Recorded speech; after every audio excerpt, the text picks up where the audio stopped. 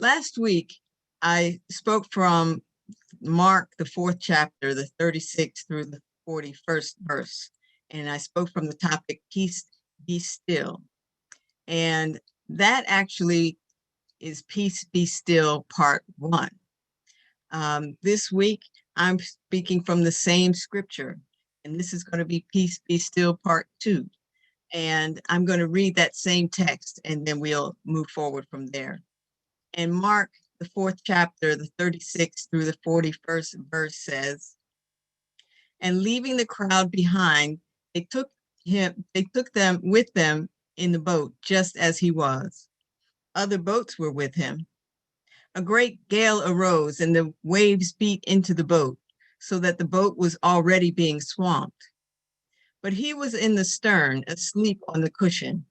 And they woke him up and said to him, 'Teacher, do you not care that we are perishing?' He woke up and rebuked the wind and said to the sea, 'Peace, be still.' Then the wind ceased and there was a dead calm. And he said to them, 'Why are you afraid? Have you still no faith?' And they were filled with great awe and said to one another, 'Who then is this, that even the wind and the sea obey him?'" I want to talk for a few moments, as I said, from the topic, Peace Be Still, Part 2. Every now and then, for those of us who drive, you might get in your car and turn the car on and notice there's a light on the dashboard. And we look at that light and we know and believe that that light should not be on. Maybe it was that dreaded check engine lights. We don't ever want to see that, which could mean anything from an oil change to you need a new engine. And often those lights turn on when we can ill afford the time, the inconvenience, or the money to address any major problem. There's something about that light that causes a quick streak of dread to come over us when we notice it, especially if the light suddenly comes on while we're driving. Our response is not to get angry at the light, though, or maybe some of us do. And our first thought isn't, maybe something's wrong with the indicator, or maybe some of us think that. But the most common response is to recognize that there's something else that needs to be considered. The indicator is just a symptom that's triggered because of an underlying problem.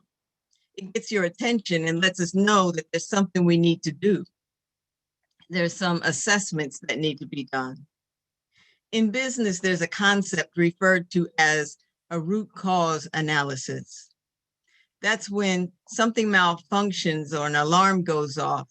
It focuses on a symptom, and we'll never be able to fix the problem unless we can identify what the real problem is. Sure, we can waste some time throwing things at the problem and hope that something sticks, hope that something helps. But if we really want to make an effective resolution to a troublesome event, we need to look for the root cause, the core issue. We have to follow that path, going from the symptom to a visible problem, to a first level cause of the problem, and then a second level cause of the problem until we get to the root of the problem. I thought about this root cause analysis in the context of the text that we used for the sermon last week, when the sermon title was Peace Be Still. It turned out to be part 1. I didn't know it at the time, but I didn't have enough time to really deal with this issue of symptoms versus the root problem. That's why this week's sermon comes from the same text as last week. It's sort of an addendum or part 2 to last week's sermon. And this is a short one. Because again, the text comes out of the Gospel of Mark, which is considered to be the first gospel. It's the one that was written not as a historical account, but as a vehicle for continuing to spread that countercultural, love-based gospel or good news that Jesus tried to spread in his lifetime. It was especially needed for the original audience for the text, Christians in Rome who were undergoing undeserved persecution. They were being used as scapegoats for a fire that happened under Nero's reign. In the passage that was read for today and last week, Mark was trying to get across to the readers that although they were going through a stormy existence in their everyday lives, they should not lose faith because the presence of God through Christ was still with them no matter how frightening and difficult things got for them. We dealt with most of that in last week's sermon, but today we're looking at just one small but powerful sentence where it says, he woke up and rebuked the wind and said to the sea, peace, be still. You know, at first glance, it's just easy to get caught up in the good news that Jesus has power over the stormy seas in our lives. As some folks would say, that's enough to make you shout right there. But there's more to see in the text than that. Apparently, Jesus knew something about root causes. Even the text highlights that the waves were beating over the boat so much that it was almost swamped by the water. But apparently Jesus, or should I say the writer of Mark, knew something about waves, knew that waves were a symptom, not the root cause. Waves in many cases are caused by wind blowing along the air-water interface, creating a disturbance that steadily builds as the wind continues to blow and the waves crest and rise and fall.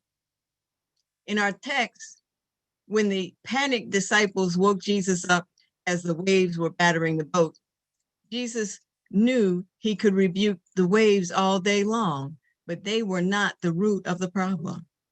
The real problem was the wind. So in the text, it tells us he rebuked the real problem. He rebuked the wind, and he was gentle with the symptom when he said, peace, be still. How many times in our lives have we rebuked the symptom instead of the root of the problem? How many relationships were rocky or were destroyed because we rebuked a symptom or a person and never got to the real root of the problem? I'm guilty of that myself. I've tried many different relationships in my life, but I didn't get the right one until I stopped blaming other people for the problems and took some time alone to connect with and to really love myself enough to calm the storms in my own soul. Some of us end up in jobs or business or even ministry situations that seem to end up the same all the time, over and over again. Things end up not the way we hoped or how we intended. For other of us, it may be a health concern or a habit that we've been trying to break, and we haven't been able to do it. It's been the same thing over and over again. Maybe it's a cycle of self-doubt or low self-esteem that we've just not been able to overcome.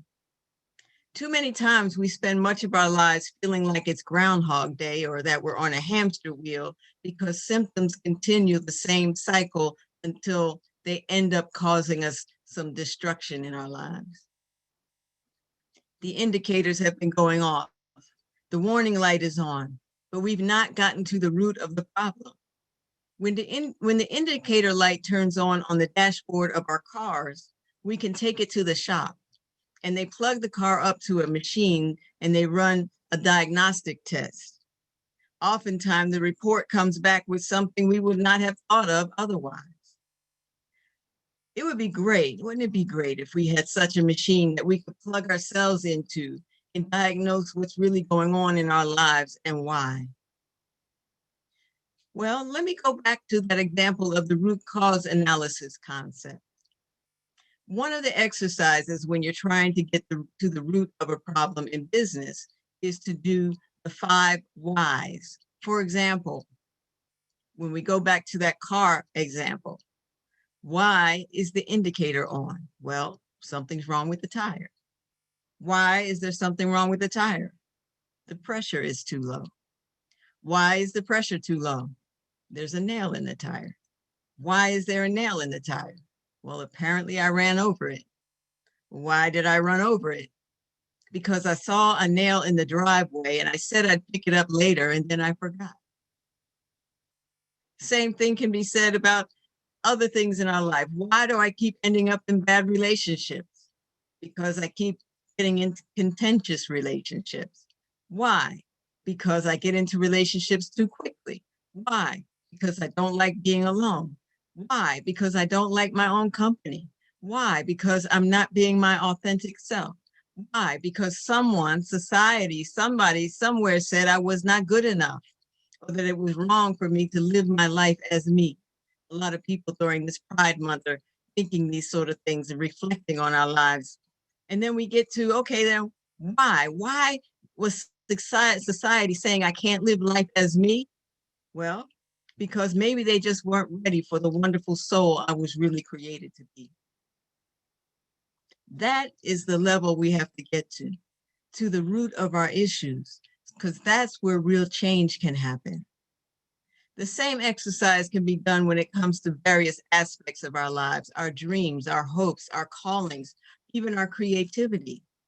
But the root of it all is when we return to the source, that soul that is the gift of God that still exists in all of us, no matter what waves may be beating against the ship of our lives. You and I live in a world that's full of wind that can damage our souls if we let it. I was reading a book this week, rereading a book from Parker J. Palmer, and it's called A Hidden Wholeness, The Journey Towards an Undivided Life. And he said in that book, all of us arrive on earth with souls in perfect form. But from the moment of birth onward, the soul, or the true self, is assailed by deforming forces from without and within, by racism, sexism, economic injustice, and other social cancers, by jealousy, resentment, self-doubt, fear, and other demons of inner life. But you know, the good news is for us, as it was for the original audience for this text, the good news is that although we still have to deal with the reality of the various challenges we face in life, the challenges don't have to have ultimate power over us. Parker Palmer continues to say, the powers and principalities would hold less sway over our lives if we refuse to collaborate with them. But refusal is risky. So we deny our own truth, take up lives of self-impersonation, and betray our identities.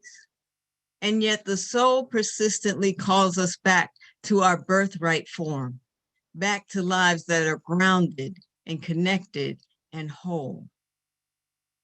It is my hope that through this short message, we're just reminded that although the winds continue to blow and the waves may continue to threaten, but they're just symptoms. Maybe we just need to remember that.